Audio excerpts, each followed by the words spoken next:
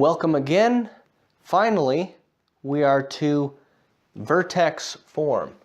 Okay, if you've been with me for the past few videos, we've been talking about graphing a parabola. So we used a table. We talked about parent functions and their transformations. We talked about the connection of the x-intercepts to the factoring that we were doing even earlier. So now we're going to talk about vertex form. And this will make it easier to understand our horizontal and vertical translations of the graph. So let's take as an example y equals 2x squared minus 4x plus 5, okay? ax squared plus bx plus c. Now, this comes back to completing the square. If you missed that video, you can go ahead and check it out. So what am I going to do first? Well,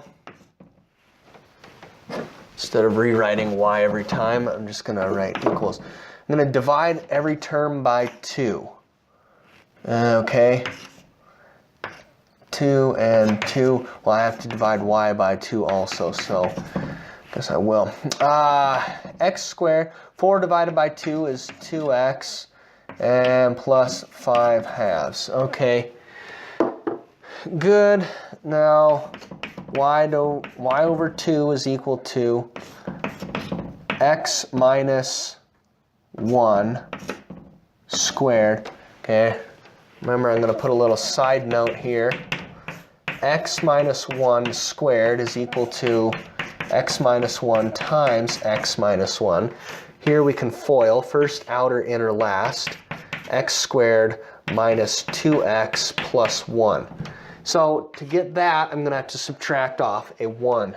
So x minus 1 squared minus 1 plus 5 halves. Okay, 1 is the same as 2 over 2. Right now I have a common denominator, so I can add these fractions. So y over 2 is equal to x minus 1 squared. Negative 2 plus 5 is going to be 3, and then denominator is still 2. All right, but I have y over 2. To get just y, I multiply everything by 2. So that'll cancel 2 and 2. I'm left with y is equal to 2 times x minus 1 squared plus 2 and 2 cancel, 3. Okay, beautiful. So this is what I call vertex. This is what we call vertex form. Okay, vertex form is of the form y equals a times x minus h squared plus k. Be careful of this negative sign. Okay, that'll come up later. If I draw my Cartesian plane, y-axis, x-axis.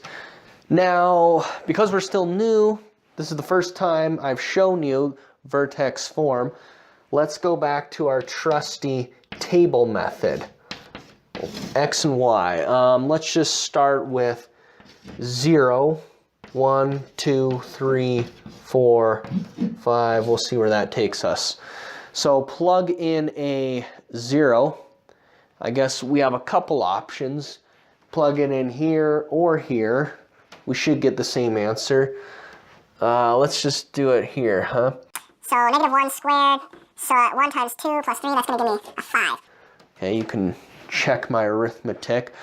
Plug in a 1. 1 minus 1 is 0. 0 squared is 0. 0 times 2 is 0. 0 plus 3 is 3. Okay, 2.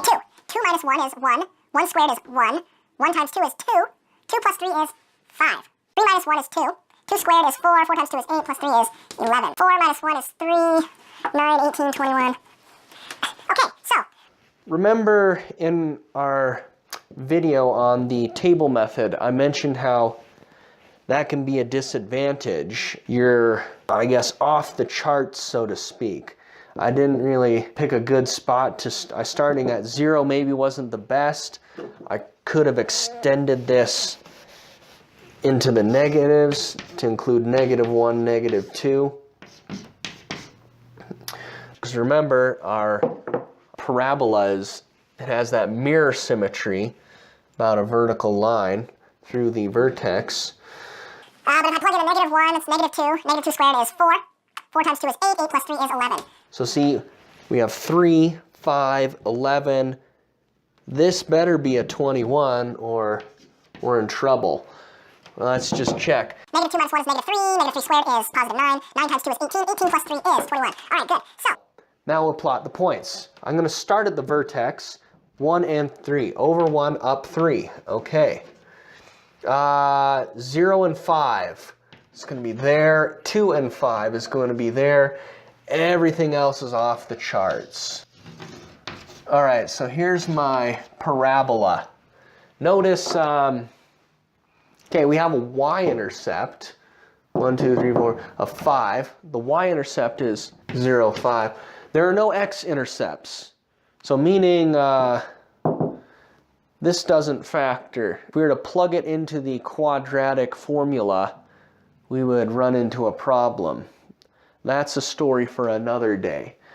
Just note that not every parabola will have 2 x-intercepts. Our parent function was something down here. So notice we had a horizontal translation. We had a horizontal translation to the right 1.